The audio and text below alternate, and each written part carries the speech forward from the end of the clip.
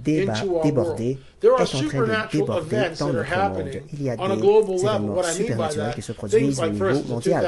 Par exemple, en 2009, il y a eu une apparition dans une église copte orthodoxe au Caire. Et l'apparition est restée là pendant plusieurs semaines. Elle apparaissait parfois durant le jour, et des chrétiens et des musulmans ont chanté et ont observé ces apparitions. Personne n'a remis en question les esprits. Qu'en est-il des apogryphes, des mutilations animales, des enlèvements extraterrestres, etc. Ça continue.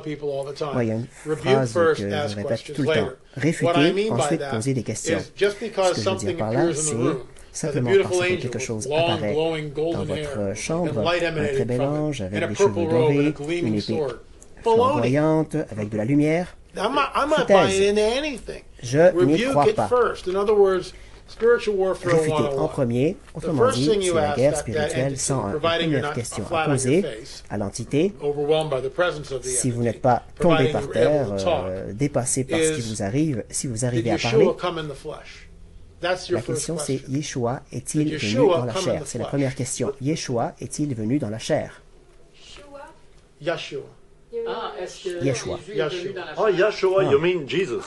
Okay. Ah, Yeshua, vous parlez de Jésus.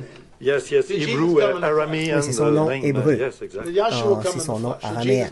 Oui, Yeshua s'est-il incarné? Ah oui, j'aime ça. Et la raison, c'est que ça les rend fous. Ça les rend fous parce qu'ils ne veulent pas répondre à la question. Le fait qu'il se soit incarné, et j'ai dit à mon public exactement la même chose que vous. Oui, c'est vrai, c'est excellent. Nous sommes connectés à la même source, semble-t-il. Pourquoi? Dans le jeu d'échecs cosmique, c'est sur quoi j'ai écrit, c'est que l'incarnation signifie la défaite de ceux qui sont déchus. Alors quand vous leur demandez, est-ce que Jésus s'est incarné? Soit ça les contrarie, ils diront non, il ne s'est pas incarné, ils vont éviter la question ou mentir. Tous ces signes vous donnent la réponse immédiatement. Toute autre réponse différente de oui. Ça signifie que l'on peut discerner les esprits. C'est une façon de discerner les esprits. Écoutez, est-ce que j'ai mis ça en pratique? Non, parce que je n'ai jamais eu devant moi une manifestation de la sorte. Mais j'ai rencontré des gens qui ont été possédés par des entités et on fait face à ça pour les libérer de ces entités. S'il existe des aliénigènes malveillants, il doit exister également des aliénigènes bienveillants. On appelle ça des anges, pas des déchus. Comment on peut faire la différence? Comment pouvons-nous discerner? Comment pouvons-nous faire la différence? There are two types of angels. Eh bien, il y a deux types d'anges. Ceux qui sont bons et ceux qui sont déchus. Les Néphilim, ceux qui sont déchus, eh bien, les Néphilim sont les rejetons, les anges déchus et des femmes terrestres. Les anges déchus, les femmes terrestres qui ont des relations sexuelles et qui vont engendrer les Néphilim. Ce sont des hybrides, comme Gabriel avec Marie, qui ont engendré Jésus. Alors Jésus serait un néphilim entre Gabriel et Marie? Non, non. Ce n'est pas Gabriel qui est impliqué. Gabriel était le messager.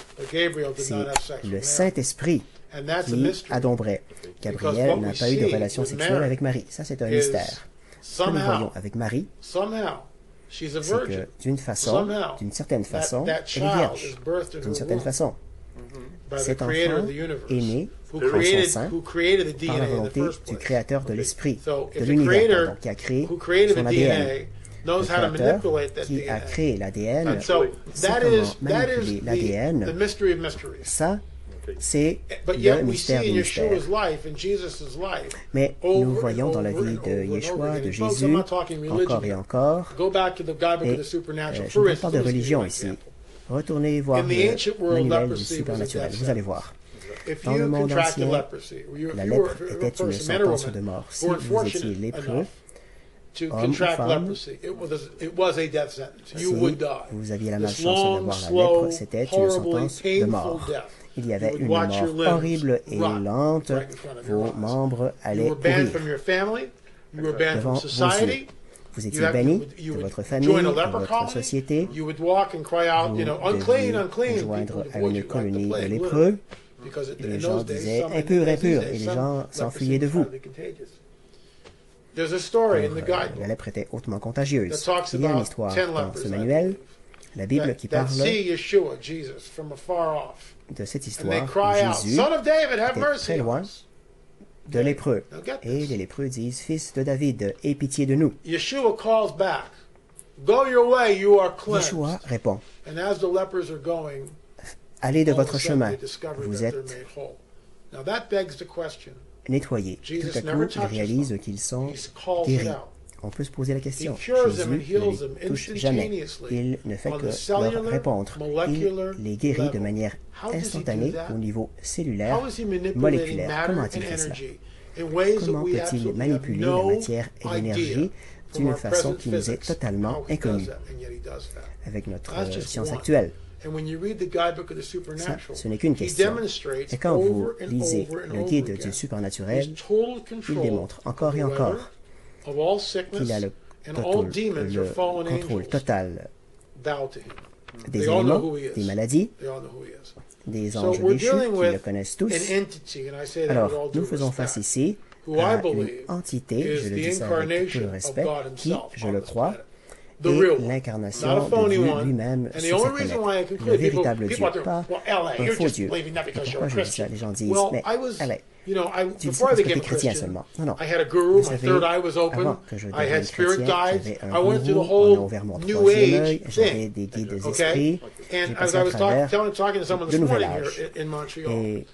Et comme je parlais à quelqu'un ce matin à Montréal, on ne traitait jamais de la question essentielle, qui est homogène, je dirais, ou commune, homogène, commune parmi tous les êtres humains sur cette planète. J'aime le mot homogène. Et quand si je le dis trop tôt, ça ne fonctionnera pas. Alors, quand nous mentons à quelqu'un, quand nous sommes mariés et nous désirons une autre femme, quand nous regardons un billet de $20 et que nous le prenons, quand on ne dit pas la vérité, que faisons-nous quand notre voisin achète une nouvelle voiture et que nous sommes envieux? Quand nous sommes fâchés envers quelqu'un, quand nous sommes si fâchés envers quelqu'un que maintenant ça devient de la rancune. Et nous ancrons en nous cette aigreur année après année. Voilà le genre de choses dont je parle. Et c'est commun parmi tous les êtres sur la planète. Et ce qui est intéressant avec la chrétienté, je ne parle pas ici de l'Église, c'est que le miracle est en deux parties. Premièrement, lorsque nous lui demandons de venir, on doit demander.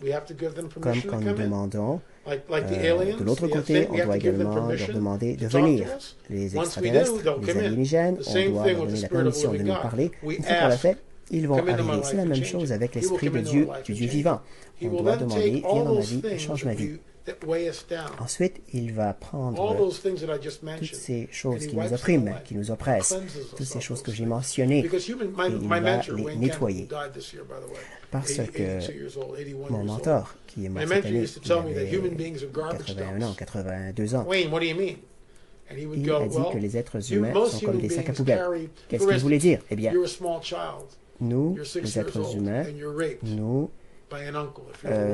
portons en nous. Par exemple, si vous avez 6 ans et si vous êtes violé par un oncle, peut-être que c'est un oncle homosexuel, et vous gardez en vous cette douleur, cette blessure durant toute votre vie.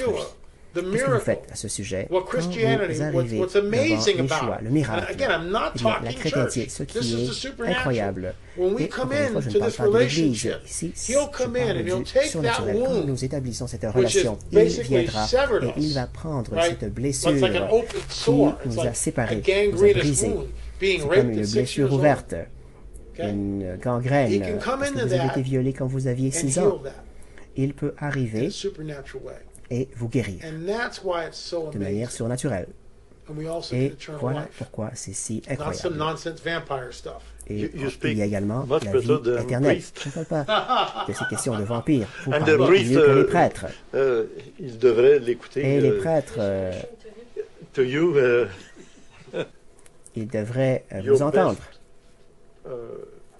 Oui, oui.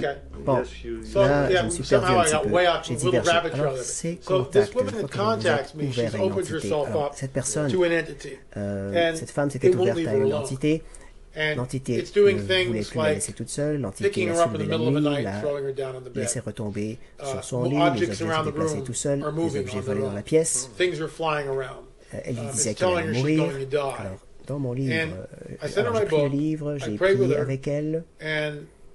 vais vous dire qu'il y a une fin heureuse à cette histoire. Ça continue, ça continue. Oh, ça continue.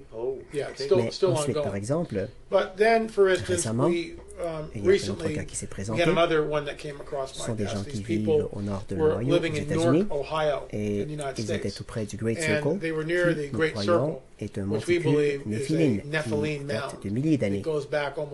C'était construit par les géants. Oui, les géants. Les Néphilim. Et elle a été possédée par les démons. Et à travers le téléphone, mon collègue Richard Brown, j'ai aidé dans ce cas. Mais Richard, c'est lui qui s'est occupé surtout, et on a réussi à la délivrer de cette entité. Et plus tard, son mari m'a montré des photographies de son visage qui était complètement noir. C'est le genre de cas avec lequel nous travaillons. Et dans ce livre qui s'appelle Alien Interviews, c'est toujours le même. Oui, dans ce livre, Alien Interviews, il y a une conversation où nous avons pu libérer des gens du phénomène ufologique. Il y a, par exemple, quelqu'un qui m'a envoyé un courriel, on en parle à travers le téléphone. Et c'est ça, l'idée. J'ai parlé de Yeshua, de Jésus qui a libéré les lépreux. J'ai raconté cette histoire parce que s'il est véritablement Dieu incarné sur la terre, et si son nom est plus grand que tous les autres, lorsque nous invoquons le nom de Yeshua et que nous disons le Seigneur vous rejette, le sang de Jésus, il y a une force incroyable qui se déploie. Parce que quand on le fait, on ne le fait pas au nom de notre autorité, mais au nom de son autorité. Et en tant que croyant, quelqu'un qui est rempli de son esprit, partir d'en haut, l'esprit est arrivé dans ma vie il y a 32 ans. Ma vie a changé depuis. Elle n'a jamais été la même. Alors j'ai voyagé à travers le supernaturel. Ce que je veux dire, c'est que mon oreille est toujours à l'affût. Je dis, d'accord, mon père, est-ce qu'il me parle 24 heures par jour? Non. Mais j'ai appris à discerner sa voix en esprit, et je sais ce que c'est lorsqu'il me dit quelque chose. Et parfois, de temps en temps, il me dit ce que j'ai besoin de savoir dans une situation particulière.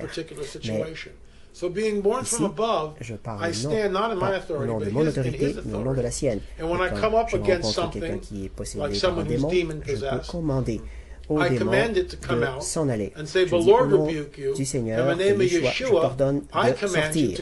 Et il va sortir. Pourquoi utilisez-vous le nom Yeshua plutôt que Jésus? Jésus, c'est en grec, votre nom en français. En anglais, ce serait Richard. Oui, et c'est le même nom. Une prononciation légèrement différente. La vibration sera différente. Oui, d'accord. Le nom en hébreu pour Jésus, qui est en grec, c'est Yeshua. C'est son nom.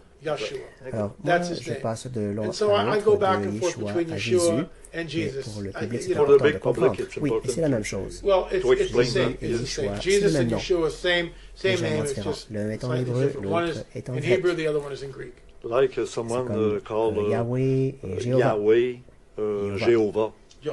Jehovah. C'est comme en espagnol, Humberto. Robert en anglais. D'accord. Bon, maintenant j'ai une question importante pour vous.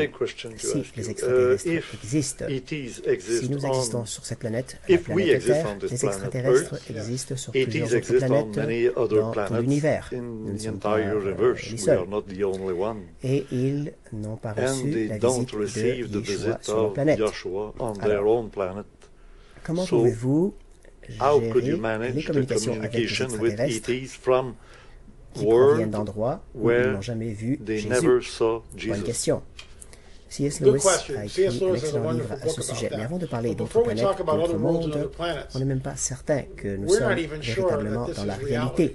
Qu'arrive-t-il si nous sommes dans une réalité virtuelle, comme dans la Matrice? Oui, il y a une écriture dans le livre du surnaturel qui nous dit qu'à la fin du temps de paix, Yahweh va dérouler l'univers comme un manuscrit. Quoi? Est-ce que c'est une allégorie? Dérouler l'univers comme un manuscrit. Voyez-vous, on ne comprend pas vraiment où nous sommes. On ne comprend pas l'espace-temps véritablement. Et les gens disent, vous savez, c'est arrogant, ignorant de penser que nous sommes le sommet de la création, que nous sommes seuls dans l'univers. Mais qu'arrive-t-il si c'est le cas? Qu'arrive-t-il si c'est le cas? Autrement dit, ici, il y a un grand hologramme. Nous sommes au centre de celui-ci, mais on ne sait pas comment on est arrivé ici, où nous allons. Nous voyons que certains peuvent entrer, sortir de cette dimension, en provenance d'autres dimensions, les extraterrestres. Et revenons à votre question. Si disons, pour faire un argument, disons que ce n'est pas un univers holographique, que ce n'est pas une simulation numérique, qu'il y a d'autres mondes qui existent avec d'autres habitants, ou si c'est un hologramme, probablement qu'ils peuvent insérer Yeshua partout à la fois. Oui, bon.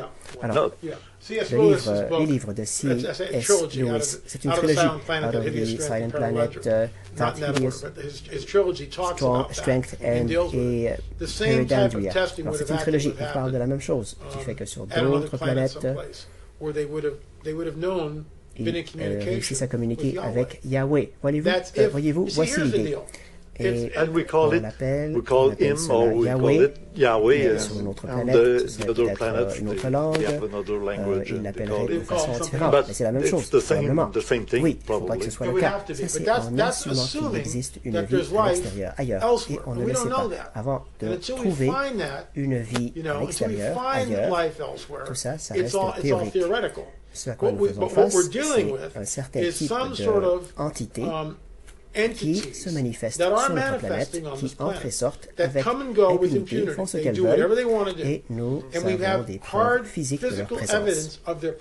Et maintenant, en jugeant d'après ce que nous voyons, ça fait, on peut se poser la question, à savoir s'ils sont bienveillants ou malveillants, quelles sont leurs intentions véritables. Et ça revient à notre discussion d'origine. Darwin a créé le vide spirituel chez les êtres humains de notre époque. D'où venons-nous? Et les extraterrestres donnent une réponse. Quand, à un certain point, ils vont se révéler, cela va causer ce que j'appelle le grand mensonge qui arrive et la fin de partie luciférienne. Le mensonge s'en vient. Et on peut se poser la question, dans les anciennes écritures, dans le guide du supernaturel, dans la Bible, on dit que le dragon, l'ange déchu, va se présenter avec tous les signes et les miracles. Ce sont des prophéties. Notre prophétie dit qu'il y aura une religion mondiale. Comment faites-vous en sorte pour que 1,8 milliard de chrétiens, 1,8 milliard de musulmans, 1 milliard d'hindous et tous les autres tout à coup vont abandonner leur religion, leur croyance, et vont adhérer à un autre système religieux? Comment faites-vous ça? Qu'est-ce qui peut changer le paradigme de tous ces gens-là de manière instantanée? Laissez-moi vous raconter une histoire, parce que nous avons déjà un prototype, un plan. Il y a ce que l'on appelle le précurseur du grand mensonge. En 1917, à Fatima, au Portugal, il y avait 3 enfants, et ils ont commencé à avoir une apparition. Au début, ils n'étaient pas certains qui était ce personnage. Et ils ont demandé, d'où venez-vous? L'apparition a dit, je viens du ciel. L'apparition était petite, c'était une femme. Ses lèvres ne bougeaient pas, elle communiquait par télépathie avec les enfants. Elle avait un bloc qu'elle tenait dans sa main, elle était habillée avec une robe courte. En 1917, les seules femmes qui portaient des robes courtes étaient des prostituées. Les autres femmes portaient des robes longues couvrant les chevilles. Ça a changé depuis. Alors, ils sont retournés, ces 3 enfants qui ont vu l'apparition. Ils ont commencé à raconter ce qu'ils avaient vu. Le clergé s'est impliqué. Et il y a eu beaucoup de controverses. Les magistrats, le maire, ces enfants sont fous. À un moment donné, on a parlé de les envoyer en prison. Il y a un prêtre, rappelez-vous, le Portugal est catholique. On a dit c'est des démons. Alors, on a dit aux enfants, retournez voir l'apparition et demandez un signe. L'apparition se présentait chaque jour le 13 du mois. Alors, le 13 octobre 1917, l'apparition apparaît. Laissez-moi revenir en arrière. Les enfants disent à l'apparition, on veut un signe. Très bien. L'apparition répond, le 13 octobre, il y aura un signe à midi.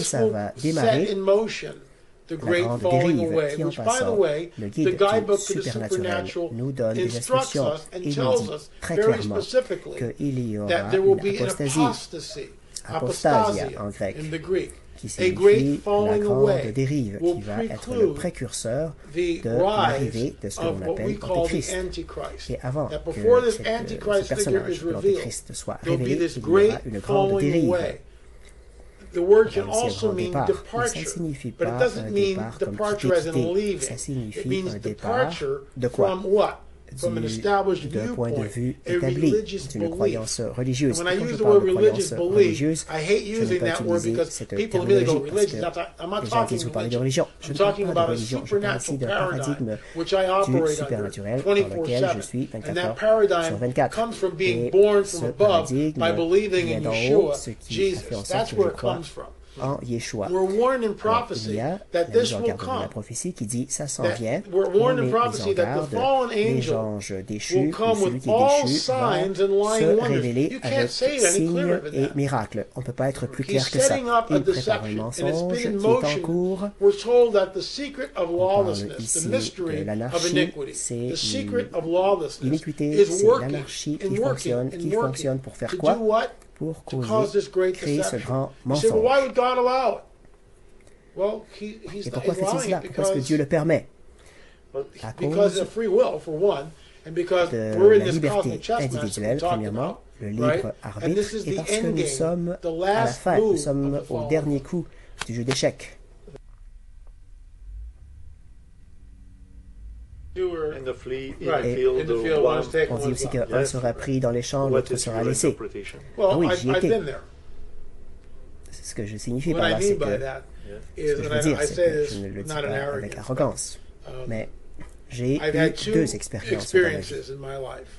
Durant 32 ans en étant chrétien, où il m'a ravi, comme Paul l'a raconté il y a 2000 ans. Dans le corps, à l'extérieur du corps, je ne le sais pas. Tout ce que je sais, c'est que j'ai été ravi pendant 3 secondes jusqu'à un lieu divin, à l'extérieur de notre espace-temps, tel qu'on le connaît. Et ce n'était pas un grand mensonge? Non. C'était... Vous comprenez ce que je veux dire, n'est-ce pas? Je veux dire... oui, et comment est-ce que je le sais? Je vais vous dire comment je le sais.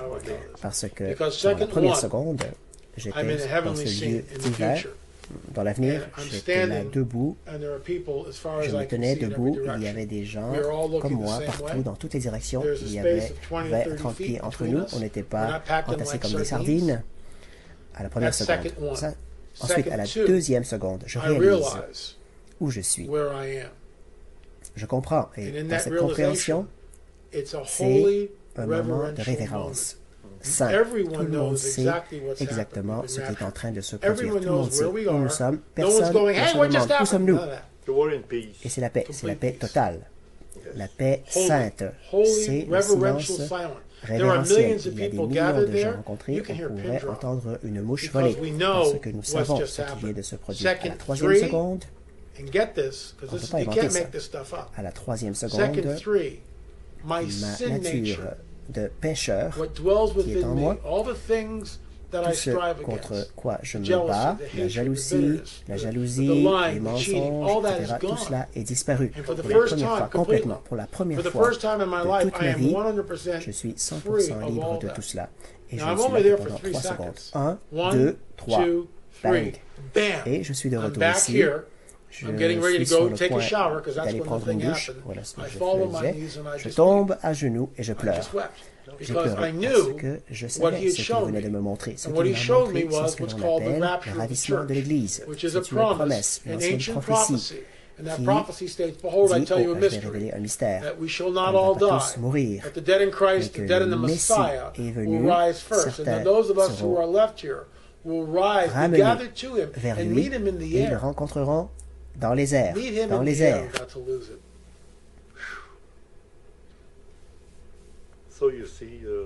Alors voyez-vous, quel est pour moi le grand mensonge? Ce n'est pas pour tout le monde, c'est pour tout le monde plutôt. Et le ravissement, c'est pour certains d'entre eux, pour certains d'entre eux. La promesse, la prophétie, qui est là depuis longtemps, ce que certains appellent notre promesse bénie, ou l'espoir béni. Ce qui se passe, c'est que nous rencontrons celui que nous aimons et que nous n'avons pas encore rencontré, mais nous l'aimons à cause de ce qu'il a fait pour nous. Et quand ça se produit, il nous prend à cause de ce qui s'en vient. Et ce qui s'en vient, c'est les troubles. Vous posez des questions et ça prend des heures à expliquer. Le système global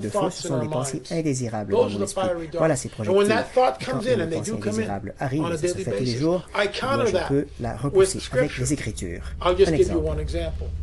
When something, let's say Par you exemple, said, vous avez why, dit, you know what, je I'm suis attacked, attaqué, right, n'est-ce pas, by the par fallen ceux qui ones. sont They're trying to déchus, take me out. tentent I de get me a nuire. thought. Alors j'ai une pensée.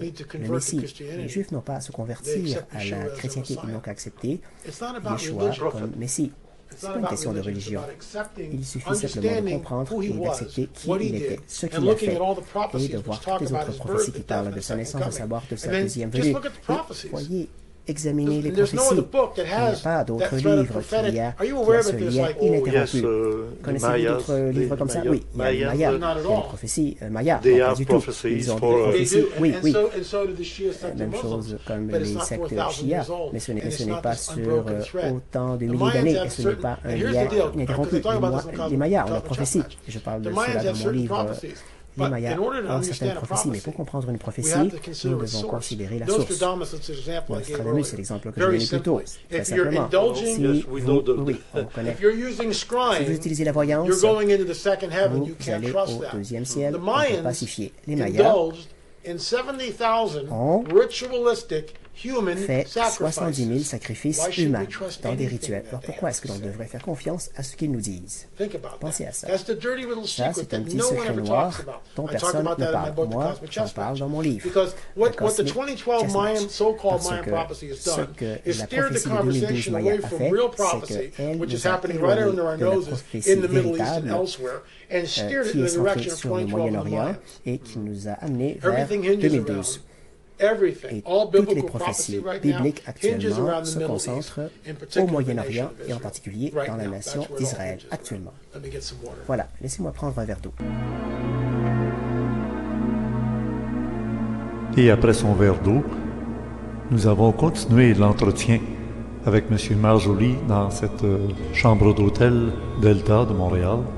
Et ce sera disponible dans la salle 1208 du Club Créé. Club Créé, qui est le club de recherche et d'études en ésotérisme expérimental, et la salle 1208 correspondra au mois d'août 2012. Il aborde beaucoup plus l'aspect politique international, économique et évidemment mystique, religieux et le phénomène extraterrestre. Je vous invite à vous abonner ou pour les mois passés, ou même pour les années passées, aussi bien que pour le futur, par bloc d'1 mois, 3 mois, 6 mois ou 1 an, au tarif ici affiché. Vous pouvez le faire pour avoir un accès instantané à la salle de votre choix par le service en ligne très sécuritaire de PayPal, ou si vous préférez par un chèque ou un mandat postal libellé au nom du Club Créé, à l'adresse Club Créé, case postale 52 Belleuil, J3G4S8. Vous savez de plus qu'en assistant à la conférence au début de chaque mois, le premier vendredi du mois à Québec, à l'Université Laval au pavillon Vachon, au local 3860 de 19h30 à 23h, et le dimanche qui suit, le premier vendredi du mois, c'est à Montréal, au cégep de Maisonneuve, 3800 rue Sherbrooke-Est, au local B4417 tout l'après-midi, de 13h à 17h, non loin du métro P9, c'est tout près du stade olympique, c'est la salle qui est juste au-dessus de la porte d'entrée principale du cégep de Maisonneuve. Alors là, vous aurez droit d'accès d'entrée dans la salle du Club Créé, qui correspond au mois de la conférence à laquelle vous aurez assisté. Vous pouvez toujours nous écrire à l'adresse du Club Créé, @esotérisme-exp.com, ou passer vos commentaires ou lire les commentaires des autres intéressés par cette démarche d'ésotérisme sur le forum Orandia, associé au site d'ésotérisme expérimental. Il faut d'abord vous y inscrire, mais c'est gratuit. L'incontournable manuscrit à chaque mois pour la salle 1207 sur le thème de la folie, qui était le thème du mois de juillet 2012. Et pour le mois d'août, dans la salle 1208, nous abordons le choc, avec comme invité principal M. André Moreau, philosophe jovialiste bien connu. Et au cours de cet été, nous avons des rencontres au jardin tous les samedis soirs, lorsque la météo le permet, et tant qu'elle le permettra, lorsqu'il fera beau et pas trop froid. Alors, c'est autour d'un feu de camp, chez moi, Mont-Saint-Hilaire. Allez dans la page sur les conférences pour connaître les détails concernant les rencontres jardin. Au plaisir de vous rencontrer lors des conférences ou autour d'un feu de camp, ou de vous lire dans le forum Orandia. À bientôt!